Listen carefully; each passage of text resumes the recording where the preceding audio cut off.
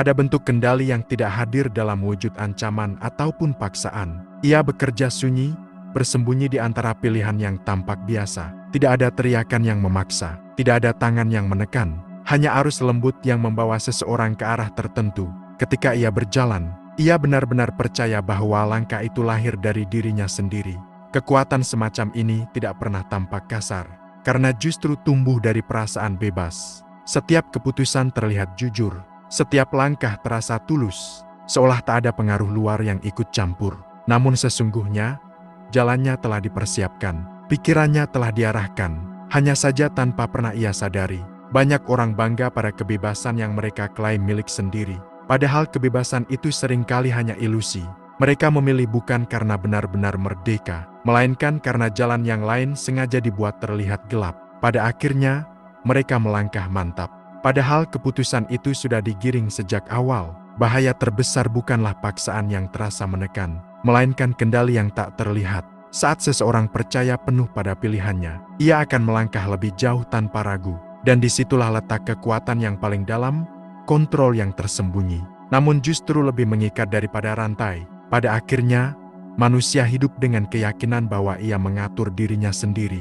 Padahal di balik keyakinan itu, ada tangan tak kasat mata yang sudah lebih dulu menata jalannya. Itulah seni yang sulit terbaca, mengendalikan tanpa pernah terlihat sedang mengendalikan.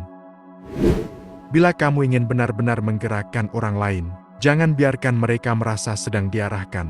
Begitu sadar bahwa ada kendali yang menekan, naluri perlawanan akan muncul. Bahkan orang yang lemah sekalipun akan melawan jika ia tahu dirinya dipaksa. Tetapi bila arah itu disamarkan, ia justru akan berjalan dengan sukarela. Sejarah penuh dengan contoh kekuasaan yang runtuh karena terlalu jelas menekan. Raja yang memerintah dengan tangan besi mungkin bisa menaklukkan sekali, namun akan selalu ditumbangkan oleh dendam yang ia lahirkan. Sedangkan pemimpin yang mampu menyalakan keyakinan dalam hati rakyatnya, sering bertahan jauh lebih lama, meski tidak pernah terlihat mengancam. Dalam kehidupan sehari-hari, kendali yang halus lebih memengaruhi dibanding paksaan terang-terangan. Seseorang mungkin menolak perintahmu, tetapi ia akan mengikuti arahmu bila percaya bahwa gagasan itu berasal dari dirinya. Di titik ini, kontrol berubah menjadi pengaruh, dan pengaruh itulah yang lebih sulit dipatahkan. Seringkali, orang tidak menyadari betapa mudahnya pikiran mereka dipandu. Sebuah kalimat,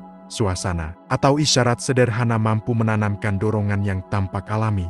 Mereka merasa sedang membuat keputusan sendiri, padahal kondisi sekeliling sudah dirancang agar pilihan tertentu terlihat lebih masuk akal. Inilah mengapa pengaruh tersembunyi begitu berbahaya sekaligus kuat. Tidak ada perintah yang bisa ditolak, karena tidak pernah ada perintah yang jelas. Yang ada hanyalah kecenderungan yang tumbuh perlahan, mengikat pikiran tanpa menimbulkan curiga. Orang yang dikendalikan bahkan akan membelah tindakannya, sebab ia benar-benar yakin bahwa itu kehendak pribadinya. Kendali semacam ini bekerja lebih halus daripada kata-kata. Ia hidup di dalam persepsi, cara seseorang menafsirkan dunia, dan keyakinan yang ia rawat diam-diam. Selama keyakinan itu bertahan, kendali pun tetap ada, meski orang yang memengaruhi tidak lagi hadir di dekatnya. Dan disinilah letak paradoksnya, semakin tidak terlihat sebuah kendali, semakin dalam ia menancap.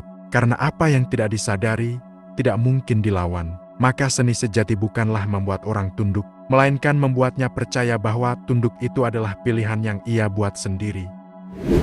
Kontrol yang samar sering disalahpahami sebagai kelemahan, padahal justru disitulah letak kekuatannya. Karena orang yang merasa bebas tidak akan pernah menolak. Ia justru akan menjaga arah yang kamu tanam seolah itu miliknya sendiri. Semakin ia membelah pilihannya, semakin kuat kendalimu mengakar.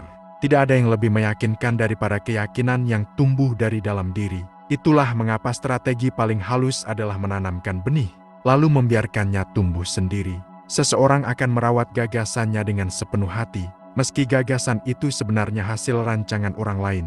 Lihatlah bagaimana banyak keputusan besar dalam hidup diambil bukan karena kebutuhan asli, melainkan karena dorongan tak kasat mata, iklan, opini publik, bahkan bisikan teman dekat sering membentuk arah.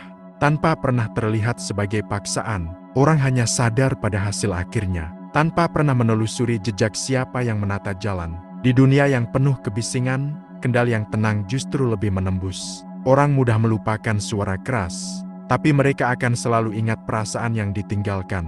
Sentuhan halus dalam pikiran sering bertahan lebih lama dibanding ancaman yang nyata. Dan ketika orang berjalan dengan keyakinan penuh, sebenarnya ia sedang membawa beban yang bukan miliknya. Namun, karena ia percaya beban itu adalah pilihannya, ia tidak pernah mengeluh. Ia bahkan rela mati demi keyakinan yang sebenarnya ditanam orang lain. Inilah yang membuat seni menggerakkan manusia menjadi begitu berbahaya. Sebab semakin seseorang merasa bebas, semakin sulit baginya menyadari bahwa ia sedang diarahkan. Ia akan terus melangkah dengan mantap, sementara tali kendali tetap tersembunyi jauh di balik kesadarannya. Pada akhirnya, pengaruh semacam ini membuktikan satu hal, tidak perlu teriakan untuk menguasai. Cukup cermin yang dipasang di tempat tepat. Orang akan melihat bayangan dirinya, lalu mengikuti arah yang sudah ditentukan, tanpa pernah merasa digiring.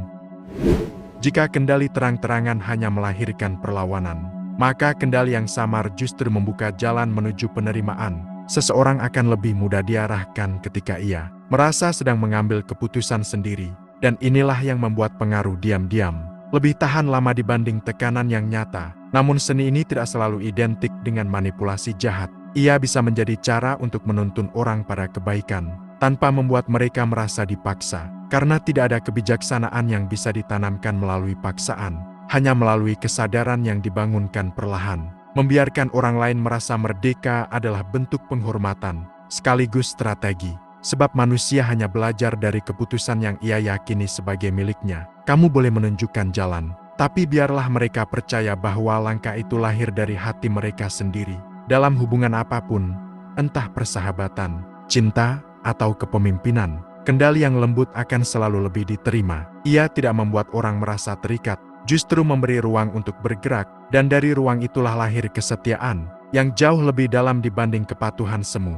Menguasai tanpa terlihat menguasai berarti menciptakan suasana, bukan memberikan perintah. Mengatur arah berarti menata keadaan, bukan menyeret paksa. Semakin alami seseorang merasa melangkah, semakin kuat pengaruh yang kamu tinggalkan dalam hidupnya. Pada akhirnya, seni mengontrol tanpa terlihat mengontrol adalah seni menyalakan keyakinan. Keyakinan itu mungkin bukan berasal dari dirinya, tetapi ketika sudah menyatu dengan jiwanya, ia akan menjaganya lebih keras daripada siapapun. Inilah bentuk kendali yang paling sulit digoyahkan. Dan ketika semua itu berjalan, orang tidak merasa sedang dipimpin. Mereka merasa sedang memimpin dirinya sendiri. Padahal arah langkahnya sudah lebih dulu kamu tentukan. Disitulah rahasia terbesar kekuasaan yang halus, menggerakkan tanpa jejak, mengikat tanpa rantai, menguasai tanpa pernah tampak berkuasa. Pada akhirnya, kendali bukan soal siapa yang paling keras memaksa, melainkan siapa yang paling halus memengaruhi. Orang yang percaya dirinya, bebas akan melangkah lebih jauh dibanding mereka yang merasa digiring, dan disitulah rahasia kekuasaan yang sesungguhnya tersembunyi. Setiap manusia ingin merasa merdeka, maka seni tertinggi bukanlah membuatnya tunduk, tetapi membuatnya mencintai arah yang kamu rancang. Selama ia yakin itu keputusannya, ia akan menjaga langkahnya sendiri tanpa pernah menoleh ke belakang. Kontrol yang tak terlihat seringkali tampak seperti kebebasan, tetapi justru karena itulah ia lebih mengikat, lebih dalam, dan lebih sulit dilepaskan. Tidak ada yang merasa diperintah, semua merasa memilih. Padahal jalan sudah ditentukan sejak awal. Dunia berjalan dengan logika yang sama. Banyak orang membela keyakinannya. Banyak yang rela berkorban demi apa yang mereka anggap kebenaran. Namun jika ditelusuri lebih dalam, keyakinan itu seringkali hanyalah bayangan yang ditanam oleh tangan-tangan yang tak tampak. Maka berhati-hatilah. Bila kamu belajar menguasai tanpa terlihat menguasai, gunakanlah dengan bijak. Karena seni ini bisa membebaskan, tapi juga bisa memperbudak. Dan di antara dua ujung itu, hanya hatimu yang menentukan untuk apa kekuatan ini dipakai. Kalau kamu suka konten kayak gini, jangan lupa like ya. Komen juga mau konten selanjutnya tentang apa, biar kita bisa belajar bareng. Dukung aku dengan subscribe biar nggak ketinggalan video berikutnya. Terima kasih, dan sampai jumpa. Bye.